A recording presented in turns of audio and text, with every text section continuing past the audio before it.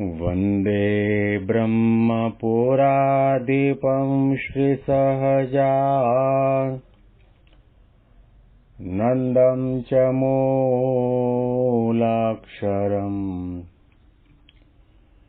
श्रेयस्कारणसद्गुणैकनिलयम् श्रीप्रागजिं भावत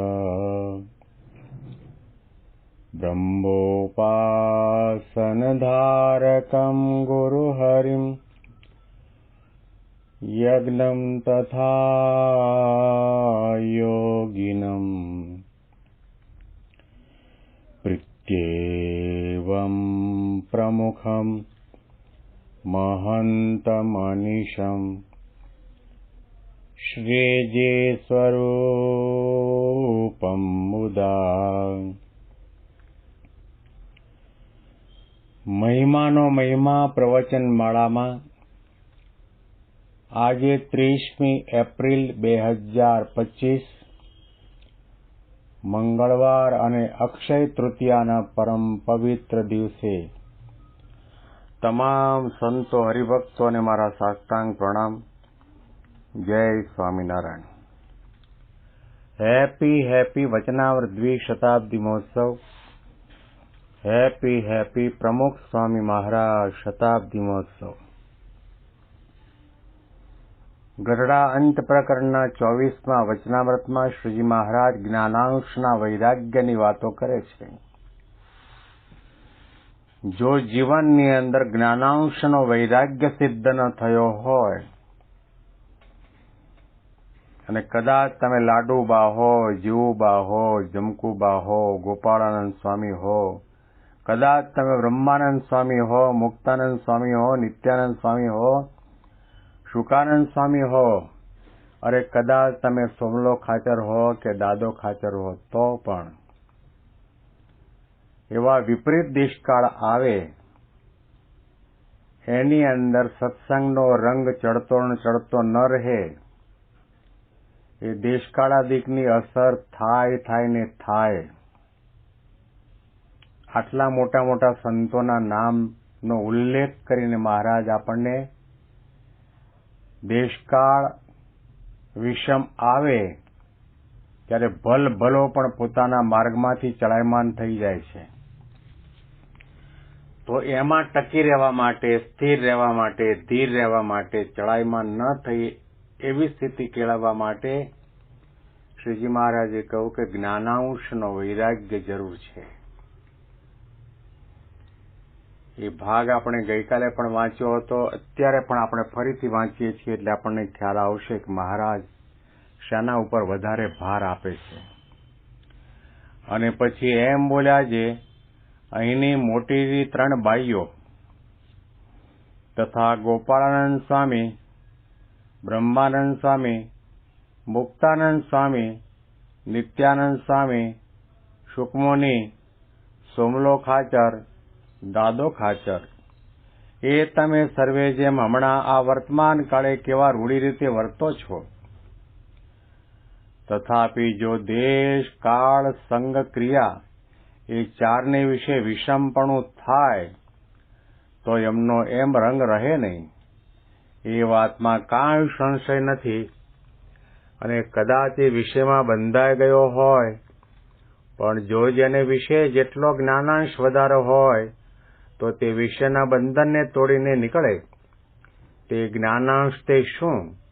તો એમ સમજણ હોય જે હું જે જીવ તે આવો છું, તથા દેહ તે આવો છે, તથા દેહના સંબંધી તે આવા છે, તથા પ્રકૃતિ, પુરુષ, વિરાટ, સૂત્રાત્મા, અવ્યાકૃત તેના સ્વરૂપ તે આવી રીતના છે, તથા ભગવાન તે આવી રીતના છે, તથા ભગવાનનું ધામ તે આવી રીતનું છે, ઇત્યાદિ જે જ્ઞાનાંશ તેની જે અંતરમાં દ્રઢતાની ગ્રંથિ તે પડી હોય અને પછી જે વૈરાગ્ય ઉપજે તે વૈરાગ્ય ખરો. અને એ વિના બીજો જે વૈરાગ્ય તે તો ઉપરથી જણાય પણ એમાં બળ નહીં. બળ તો જ્ઞાનાંશથી ઉપજો જે વૈરાગ્ય તેમાં જ છે. મહારાજે સભામાં બેઠેલા આ બધા સંતો, 3 બાહ્ય હરિભક્તો, પુરુષ હરિભક્તોના નામનો ઉલ્લેખ કર્યો. મહારાજને પોતાને પોતાના સંતો, હરિભક્તો, બાહ્ય હરિભક્તોમાં વિશ્વાસ છે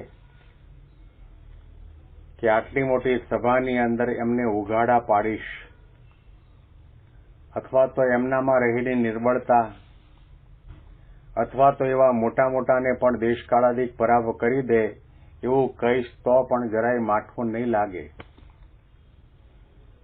સંતને અને ભગવંતને આપણા ઉપર હેત છે એ ક્યારે સમજાય ને ક્યારે મનાય કે ભર સભાની અંદર આપણી ભૂલ બતાવે, આપણા સ્વભાવને, આપણા વ્યસનને, આપણી ક્ષતિઓને બતાવીને એનું ખંડન કરે, નાતીનું ખંડન કરે, જાતિનું ખંડન કરે, સ્વભાવ પ્રકૃતિ કે વ્યસનનું ખંડન કરે, તો પણ આપણને મનમાં ખેદ ન થાય અને એવો સવળો વિચાર આપણે ગ્રહણ કરીએ કે મહારાજ અને સ્વામી આપણા ભલા માટે કહે છે.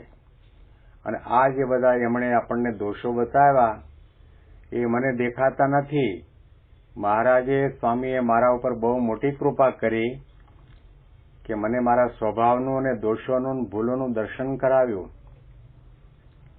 એમ સમજીને ગુણ ગ્રહણ કરે. એવા ઉપર મહારાજને અને સ્વામીને વિશ્વાસ આવે કે આને ગમે તેટલું કહીશું ને બતાવશું તો પણ એમને ખોટું નહીં લાગે. જેમ પ્રમુખ સ્વામી મહારાજ ઘણી વખત જાહેર સભાની અંદર ગોંડલના શ્રી કૃષ્ણ પંડ્યા એના નામનો ઉલ્લેખ કરીને કહેતા. ઘણી વખત પ્રમુખ સ્વામી મહારાજ નાયરુબીના રાણાને ઉલ્લેખ કરીને કહેતા. અને એવા ઘણા બધા એવા હરિભક્તો કે એના નામનો ઉલ્લેખ કરીને સ્વામી નિધડકપણે જે કહેવું હોય તે કહી દે. એના મીશે આપણને કહેતા હોય, કારણ કે બાકીના બધાને બેઠા છે અને માટે સ્વામીને ખબર છે કે આને કદાચ કહેશું ને પૂંછડી દબાવશું તો હાથ ઊંચા થશે અને ફરીથી મંદિરનું પગથિયું નહીં ચડે. પણ શ્રીજી મહારાજે આ મોટેરી 3 બાઈઓના નામનો ઉલ્લેખ કર્યો, દાદા ખાચર અને સોમલા ખાચરના નામનો ઉલ્લેખ કર્યો, જે બ્રહ્માંડોની ગતિને ફેરવી દે અને દુનિયામાં ભગવાન તરીકે થઈને પૂજાય એવી શક્તિ, સામર્થ્ય, ઐશ્વર્ય, પ્રતાપ વાળા અને પંચવર્તમાના શુરા અને પૂરા એવા સંતો નિત્યાનંદ સ્વામી, ગોપાળાનંદ સ્વામી, બ્રહ્માનંદ સ્વામી, શુકાનંદ સ્વામી, આ બધાના નામનો ઉલ્લેખ કર્યો અને કહ્યું કે અત્યારે તો બહુ તમે સારી રીતે વર્તો છો, નિયમ ધર્મ પાળો છો, વ્રત તપાદિક કરો છો, આજ્ઞા પાળો છો, કારણ કે અત્યારે તમારા માટે દેશકાળ સારા છે. પણ ભૂંડો દેશ, ભૂંડો કાળ, ભૂંડી ક્રિયા અને ભૂંડો સંગ થાય એની અંદર આવીને આવી રીતે વર્તવું તમારા માટે ઘણું કઠણ પડી જાય. પણ ગમે તેવી પરિસ્થિતિ નિર્માણ થાય તો પણ સારા દેશકાળની અંદર જેવું વર્તે છે એવી રીતનું વર્તી શકે એના માટે મહારાજે કહ્યું જ્ઞાનાંશનો વૈરાગ્ય જોઈએ, સમજણ જોઈએ. જ્ઞાનાંશનો વૈરાગ્ય એટલે સમજણ. મહારાજે પહેલો મુદ્દો બતાવ્યો કે હું આત્મા છું. આત્માનું જ્ઞાન હોવું જરૂરી છે. આત્મા કપાતો નથી, સડતો નથી, સુકાતો નથી, બળતો નથી, જન્મતો નથી, મરતો નથી. અનંત અનંત જન્મ લીધા અને જ્યારે જ્યારે મનુષ્યના હિન્દુ તરીકે જન્મ લીધા ત્યારે આપણને લાકડાની અંદર બાળવામાં આવ્યા છે. દેહ બળ્યો પણ આત્મા નથી બળ્યો. અને કદાચ બીજી કોઈ જ્ઞાતિમાં જ્યાં પ્રણાલિકા એવી હોય કે બાળવાની પ્રણાલિકા ન હોય ને દફનાવવામાં આવે અને ધૂળ ભેગા ધૂળ થઈ જાય, પણ આત્મા તો એવો ને એવો. કેટલીક પ્રણાલિકા એવી પણ ખરી કે માણસ મરી જાય એટલે ગંગા નદીમાં એ મળદું વહેતું મૂકે, મગરમચ્છ ને માછલા જીવજંતુ ખાઈ જાય, પણ આત્મા એવો ને એવો છે. આત્મા મરતો નથી.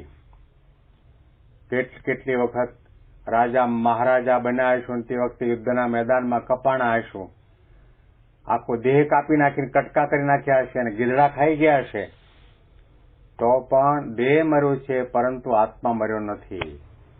આત્મા અજર છે, અમર છે, ચૈતન્ય તત્વ છે, સુકાતો નથી, સડતો નથી, બળતો નથી, જન્મતો નથી, મરતો નથી, એવો આત્માનો વિચાર અખંડપણે જેને રહેતો હોય, પછી ગમે તેવા દેશકાળ આવે તો પણ એમાં એ પાછો ન પડે. દેહના સ્વરૂપનું પણ અનુસંધાન કરી રાખે કે દેહ તો અનંત જન્મની અંદર લીધા છે. સમુદ્રમાં જેટલું પાણી છે એટલું આ જીવ પોતાની માતાનું ધાવણ ધાવ્યો છે. મહારાજે તો ત્યાં સુધી કહ્યું કે દુનિયામાં કોઈ એવો પુરુષ નથી કે એને પોતાનો ધણી ન કર્યો હોય, અને મહારાજે દુનિયામાં કોઈ એવી સ્ત્રી નથી કે જેની સાથે એને લગ્ન ન કર્યા હોય. કેટલા બધા જન્મ લીધા, એ દરેક જન્મની અંદર જુદા જુદા દેહ આપણે ધર્યા, દર વખતે આપણે મર્યા છીએ. વાસાંસી જીર્ણાની નવાની ગૃહણાતીએ, ગીતામાં કહું કે જેવી રીતે કપડાં બદલીએ એવી રીતે આ જીવાત્મા દેહ રૂપી ડગલાને બદલી નાખે છે. એવી રીતે સમજી રાખ્યું હોય ને દેહના સગા સંબંધિત એ પણ આવા છે. આંખ ખુલ્લી છે ત્યાં સુધી આપણા માતા પિતા, આંખ ખુલ્લી છે ત્યાં સુધી ભાઈ ભગીની, મકાન, સંપત્તિ, સત્તા. આંખ મીચાણી પછી કોઈ કોઈનું નથી. તમે એમ કહેતા કે કરોડ રૂપિયા મારા, પણ જ્યાં સુધી જીવતા છો ત્યાં સુધી. અને એમાં પણ મોટો ભય, કોઈ ચોર ચોરી જાય, અને આ બધા મીડિયાની અંદર એવા પ્રકારના કાવતરા કરીને આપણા બેંકમાંથી પૈસા ઉચાપત કરી લેતા હોય એવું પણ બને. પણ એ પૈસા આપણા નથી. આંખ મીચાણી પછી આ એનું એ રહેવાનું છે. આવી રીતે સમજ્યા પછી ભગવાનના મહિમાનો વિચાર કરવામાં આવે, ભગવાનના અક્ષરધામના સુખનો વિચાર કરવામાં આવે, ત્યાર પછી એ સમજણે કરીને જે જ્ઞાનાંશનો વૈરાગ્ય જાગે, પછી ગમે તેવા વિષમ દેશકાળ આવે તો પણ આપણે આગા પાછા થઈ શકીએ નહીં. આપણો ચડતો ને ચડતો રંગ સત્સંગની અંદર બની રહે, એના માટે જ્ઞાનાંશના વૈરાગ્યની જરૂર છે. સમજણે કરીને ત્યાગ કર્યો હોય એટલો ત્યાગ સાચો. નિષ્કુળાનંદ સ્વામી કહ્યું કે ત્યાગ ન ટકે રે વૈરાગ્ય વિના. અજ્ઞાનાંશનો વૈરાગ્ય હોય તો ત્યાગ ટકે, નહીતર તો 2-4 દિવસ કે 2-4 મહિનાની અંદર પાછો હતો એવો ને એવો. એટલા માટે મહારાજે કહ્યું કે ત્યાગ કરવો પણ સમજણે કરીને કરવો.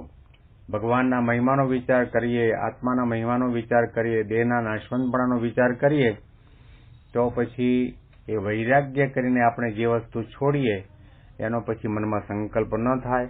અને અનુસંધાનમાં વિશેષ વાતો આપણે આવતીકાલના પ્રવચનમાં સાંભળીશું. તમામ સંતો હરિભક્તોને મારા સાષ્ટાંગ પ્રણામ. જય સ્વામિનારાયણ.